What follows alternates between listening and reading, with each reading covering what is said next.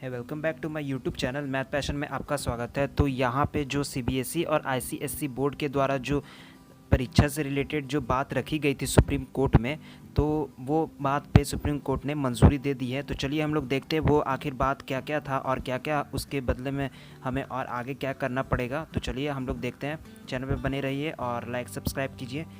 तो चलिए यहाँ पे आज का न्यूज़ जो है मैं सुनाता हूँ आपको। 15 तक घोषित हो जाएंगे 10वीं 12वीं के नतीजे, यानी कि आप लोग देख लो, यहाँ पे आप लोग देख आ जाओ। सीबीएसई और आईसीएसई के निर्णय पर सुप्रीम कोर्ट ने दी मंजूरी। अंकों में सुधार के लिए बाद में परीक्षा दे सकेंगे छात्र छात्राएं। यानी कि सीबीएसई और आईसीएसई बोर्ड के निर्णय पर सुप्रीम कोर्ट ने मंजूरी दे दी। यानी कि जो बात रखा गया था एग्ज़ाम कैंसिल से रिलेटेड, आप लोगों को मैंने अगली वीडियो में वो बात बता दी है। अगर नहीं आप लोग देखे हो तो आप लोग देख सकते हो, डिस्क्रिप्शन में आपका लिंक दिया हुआ है। तो आप लोग यहाँ पे भी देख सकते हो कि निर्णय जो है वो हमेशा आपका स्टैंप लग चुका है सुप्रीम कोर्ट के द्वारा।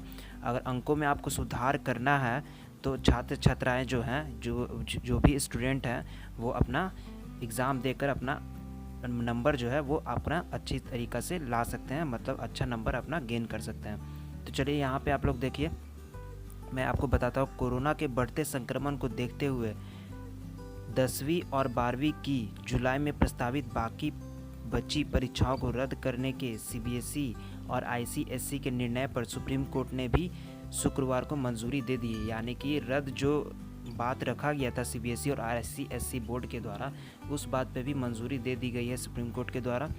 तो चलिए, इसके साथ ही दोनों ही बोर्ड ने कोर्ट को 15 जुलाई तक रिज़ल्ट घोषित करने की भी जानकारी दी है। यानी कि 15 जुलाई तक जो प्रोसेस जो हो चुका है, जो रिज़ल्ट मतलब एग्ज़ाम हो चुका है, उसका रिज़ल्ट जो है वो 15 जुलाई तक घोषित करने का वहाँ पे प्रस्ताव रखा गया है।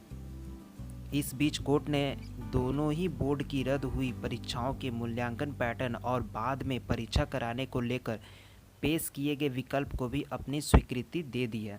यानी कि जो भी पैटर्न जो था आपका और जो भी परीक्षा रिलेटेड से था, वो उस पर स्टैंप लग चुका है, सुप्रीम कोर्ट का सिग्नेचर हो चुका है कि चलो अब आपका एग्ज़ाम आप नहीं करा सकते हो। यानी कि आप जो जिस बात के लिए आप लोग सुप्रीम कोर्ट में आप लोग अप्लाई किए, उस बात को मंजूरी मिल गई है। ठीक है। हालांकि परीक्षा का विकल्प सिर्फ 12वीं के छात्र के लिए ही होगा। यानी कि आप यहाँ पे देख लो, यहाँ पे साफ साफ लिखा हुआ है कि जो एग्ज़ाम जो दोबारा लेने की बात कही जा रही है वो सिर्फ़ और सिर्फ 12th क्लास के ही स्टूडेंट के लिए है। सुप्रीम कोर्ट के न्यायाधीश एम खानविलकर, दिनेश माहेश्वरी और संजीव खन्ना की पीठ ने शुक्रवार को अपना फैसला दिया।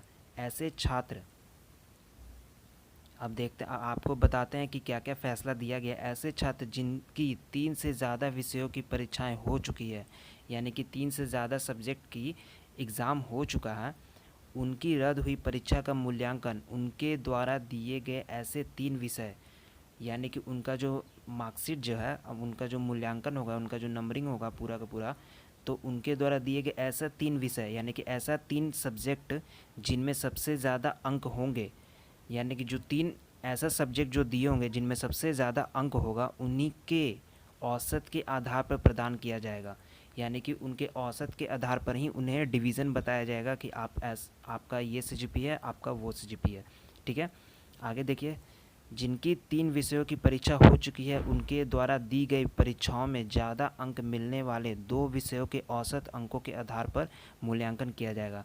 जो 3 एग्ज़ाम दे चुके हैं, यानी कि 3 पेपर दे चुके हैं, उनमें से 2 पेपर में अगर आपके अच्छे अंक मिलेंगे, ठीक है, आपका मूल्यांकन किया जाएगा तो आपके अच्छे अंक आएंगे, उनके आधार पे ही आपको मतलब मार्कशीट आपका रेडी होगा और सीजीपी आपको मिलेगा। ऐसे छात्र जिनकी अब तक सिर्फ 1 या 2 विषयों की ही परीक्षा हुई है, उनका रिज़ल्ट आंतरिक मूल्यांकन के आधार पर घोषित किया जाएगा। यानी कि ऐसे स्टूडेंट जिनका सिर्फ और सिर्फ 2 से भी, यानी कि 1-2 पेपर ही हुआ है, ज़्यादा से ज़्यादा 3 बोला जा रहा है उस स्टूडेंट के लिए जिनका एवरेज मार्किंग किया जाएगा। ठीक है। लेकिन ऐसे स्टूडेंट जिनका सिर्फ 1 या 2 ही पेपर अभी तक हुआ है, तो उनका रिज़ल्ट जो है इंटरनल एग्ज़ाम के आधार पर घोषित किया जाएगा। यानी कि इंटरनल एग्ज़ाम के बेसिस पे ही उनका रिज़ल्ट अनाउंसमेंट किया जाएगा कि वो उनका सीजीपी क्या है और उनका मार्कशीट जो है वो किस हिसाब से बनेगा। तो यहाँ पे आपको मैं डिटेल बता दिया हूँ, 15 तक जो है घोषित कर दिया जाएगा 12th का पेपर का रिज़ल्ट। तो आप लोग बेसब्री से इंतज़ार कर रहे होंगे कि क्या क्या होगा, इस पर प्रोसेस क्या है नहीं है, और किस तरीक़ा से हम लोग का रिज़ल्ट निकलेगा। मुझे पता है किस तरीक़ा से आप लोग कितना इंतज़ार कर रहे होंगे, क्योंकि मैं भी एक स्टूडेंट हूँ और रिज़ल्ट का सभी को बहुत बेसब्री से इंतज़ार होता है। तो आप लोग टेंशन मत लीजिए, सब कुछ होगा, अच्छा ही होगा। आप लोग पेपर अच्छा दिए हो तो अच्छा ही रिज़ल्ट आएगा, अच्छा ही सीजीपी आएगा, उसके लिए आप लोग टेंशन मत लो, जो होगा अच्छा होगा। तो चैनल पे बने रहने के लिए आप लोग का बहुत बहुत शुक्रिया, और लाइक सब्सक्राइब कीजिए, और अपना ध्यान रखिए, सुरक्षित रहिए। कोरोना का बहुत ज़्यादा ही अभी मतलब कहर चल रहा है, बता नहीं सकता मैं। मेरे साइड भी बहुत सारा पेशेंट मिलता चला जा रहा है। तो आप लोग सुरक्षित रहिएगा, अपना ध्यान दीजिएगा। तब तक के लिए जय हिंद, जय भारत, वंदे मातरम।